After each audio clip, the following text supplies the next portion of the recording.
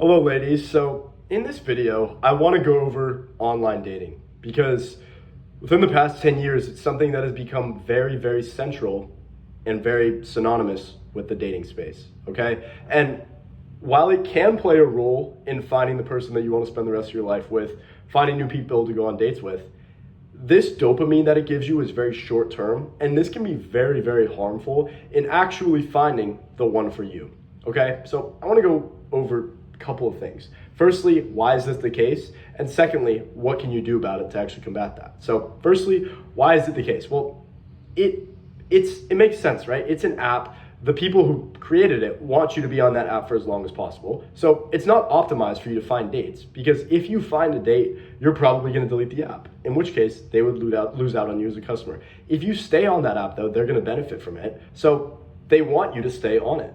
And how do they do this? It's very gamified, right? You get a lot of dopamine, you get to see who likes you, who thinks you're attractive, and that can be fun, but it's a very strong barrier into actually finding the one. So when you log onto it, you can be like, oh, I'll check on it for the next 5-10 minutes. And next thing you know, an hour passes and you've liked a few guys, you've seen who likes you, so you have a little bit of dopamine, but it gives you nothing really. It gives you no real value.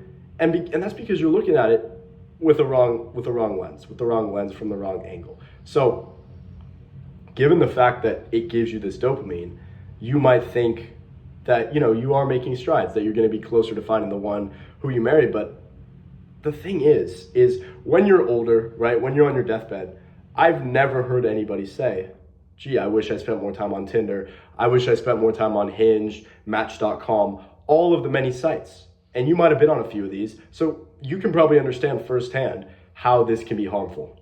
But what I want you to do, and what we've done for the people that we've worked with at Easy Dating, is treating it a little bit differently. We're making it fun, but we're also making it rewarding, right? So how are we doing this? We're gonna go through these people together, right?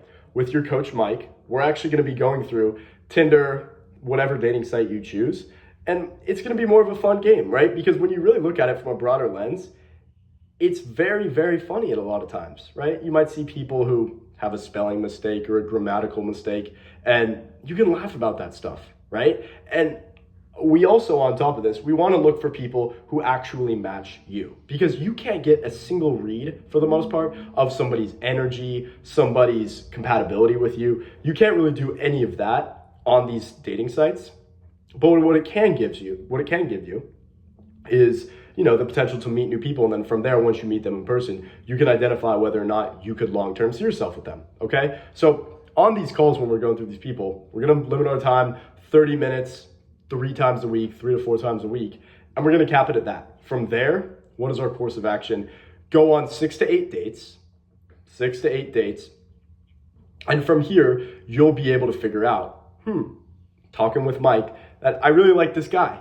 He had similar interests as me. He was interested in gardening or landscaping. And to me, that really shows the kind of man he is, right?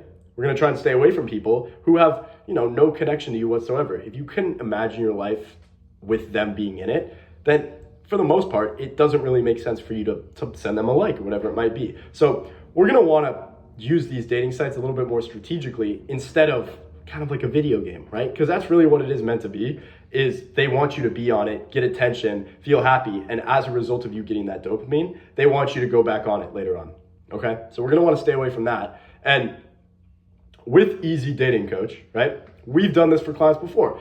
We, especially Mike, has been working with clients for over a decade now, okay? So obviously these dating sites have evolved, the strategies, the way people use them has changed a lot too. But at the center of our strategy, we want to prioritize you finding somebody who is going to be your long-term partner, somebody who you can imagine your life with, spending time with, introducing them to your kids, your siblings, whatever it might be.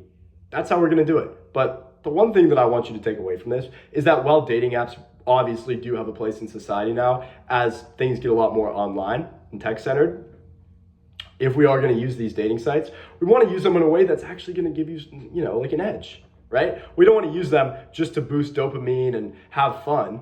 Obviously that it can be a fun app to use, but we really want to put your odds in the favor. So if you are looking for somebody who is long-term, you want to find a man who will be your partner for life, we want to prioritize that. right? We don't want to prioritize somebody who doesn't really seem to be compatible with you or is just the most attractive. We want to find somebody who, when you see them, you stop dead in your tracks, not only because they're good looking and they fit your physical needs, but they're also very charming.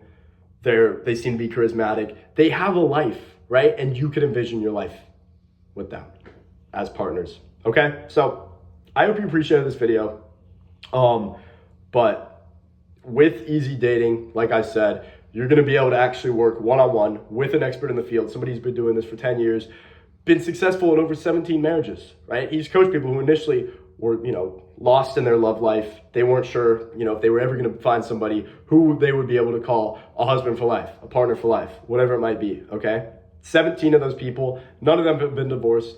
Those are the kind of results that you can expect with easy dating. Obviously, like I said, online dating has a place in that, and we want you to have an edge with that. But on top of that, we also want you to have fun with it, right? Be able to laugh at it a little bit and actually get real world experiences via these dating sites and via real world experiences. Okay, so I hope you appreciated this video, and yeah, best of luck in your future. Take care, guys. We'll see you soon.